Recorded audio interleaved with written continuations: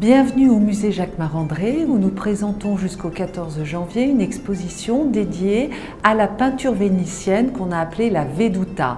Cette Veduta est représentée au musée Jacques Marandré à travers deux grands maîtres, Canaletto et Guardi. C'est plus de 46 tableaux qui vous permettront de découvrir ce genre qui décrit la ville de Venise, à la fois une ville réaliste à travers la Veduta et une ville imaginaire à travers ses caprices. Le visiteur au musée Jacques Marandré est invité à découvrir la naissance de la peinture de vue à Venise et notamment l'étoile de Canaletto au début du XVIIIe siècle. Ses œuvres de jeunesse se caractérisent par la recherche d'une lumière naturelle et démontrent déjà une grande maîtrise de la composition et de la perspective.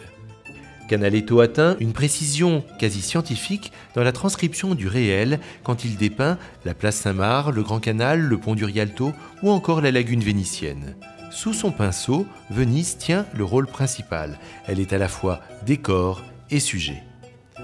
Quand Francesco Guardi commence à peindre, son maître Canaletto est déjà célèbre. Comme Canaletto à ses débuts, Guardi excelle dans l'expression subtile de la lumière de Venise et de ses ciels changeants. Mais Guardi développe son propre style avec une grande sensibilité. L'exposition illustre ainsi les deux grandes tendances de la Veduta, d'un côté la minutie virtuose de Canaletto et de l'autre la recherche de l'émotion d'un Guardi plus fantaisiste. Venise se révèle ainsi sous ses multiples facettes, festives, grandioses ou plus mystérieuses. D'autres védutistes entourent Canaletto et Guardi, comme le précurseur Gaspar van Vittel, mais aussi Michele Marieschi et Bernardo Bellotto.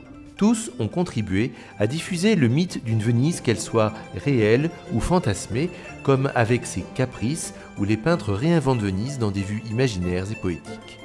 Retrouvez cette exposition au musée Jacques Marandré à Paris jusqu'au 14 janvier 2013.